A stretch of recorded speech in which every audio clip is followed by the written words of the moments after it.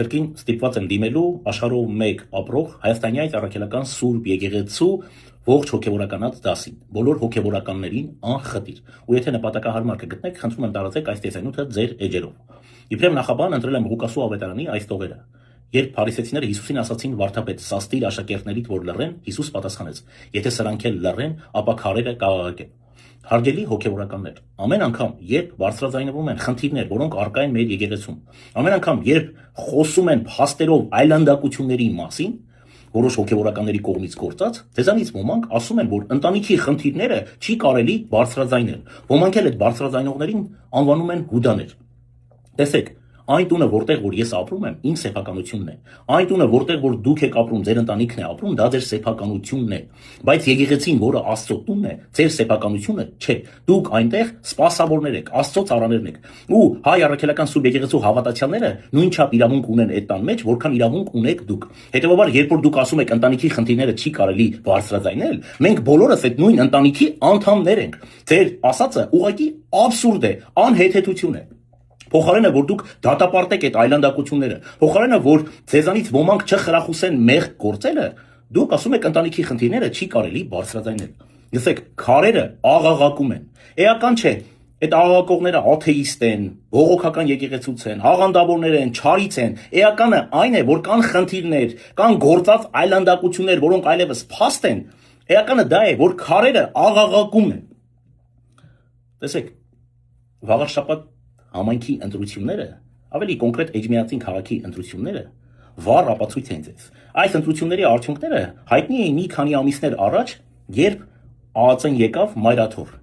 Երբ Մայրաթոր Սուրբ Էջմիածնի զանգերը ողանջում էին, ու 50 հազարանոց քաղաքում 1500 մարդ էլ չէր հավաքվել, որոնցից մի քանի հարյուրը ոստիկաններ էին, մի քանի հարյուրն էլ հոգևորականներ։ Այսինքն, այլևս ձեզ մոտ չի ստացվում հավատացյալներին հիմարի տեղ դնել։ Սա վառ ապացույց էր, որ հավատացյալները, իդեպ, Էջմիածնեցի, որ ասում են, բոլոր այն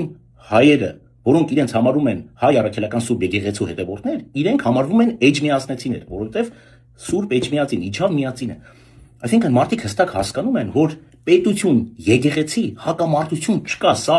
ֆեյք, սա սարքած թեզ է, որպեսզի մարդկանց այսպես մարդկանց այդ նուրբ լարերի հետ խաղան, հավատացյալների այդ նուրբ զգացմունքների հետ խաղան։ Ամեն ինչ հստակ է։ Գիտեք, 2018 թվականին հեղափոխությունից հետո ես մի բանի համար էի ուրախացել, որ Հայաստանյաց առաքելական Սուրբ Եկեղեցին այլևս հնարավորություն ունի գործելու անկախ, առանց որևիցե մեկի, որևէ քաղաքական ուժից կախում ունենալու։ Բայց բանից դուրս եկավ, որ որոշ հոգևորականներ ավելի թունդ ընդդիմադիրներ են, քան հենց այդ ընդդիմադիր թևի առաջնորդները, ինչը բերեց ու մեզ հասցրեց հենց այս օրը։ Ունենք այն, ինչ ունենք դժբախտաբար։ Հարգելի հոգևորականներ, ես կոչ խնդրանքով դիմում եմ ձեզ։ Հարգելի հոգևոր հայրեր, հոգևոր եղբայրներ, բացառապես մնացեք ձեր հոգևոր առաքելության մեջ, գործեք ձեր 100% անկախ ձեր հոգևոր առաքելության մեջ, մի տրվեք սադրանքների, սա այլևս չի կարելի թույլ տալ, մի խրախուսեք մեղք գործելը, դուք կարգված եք, դուք այն առաքելության մեջ եք, որպեսզի մեզ հավատացյալներիս, մեղավոր հավատացյալներիս ցույց տաք, որ այո, հնարավոր է առանց մեղք գործելու ապրել, բայց դժբախտաբար ձեզանից ոմանք հանրայնորեն խրախուսում են մեղք գործելը, չի կարելի, սա անթույլատրելի է։ Ես հասկանում եմ, որ սուրբ մարդիկ չկան, բայց դուք սուրբ գործի մարդիկ եք։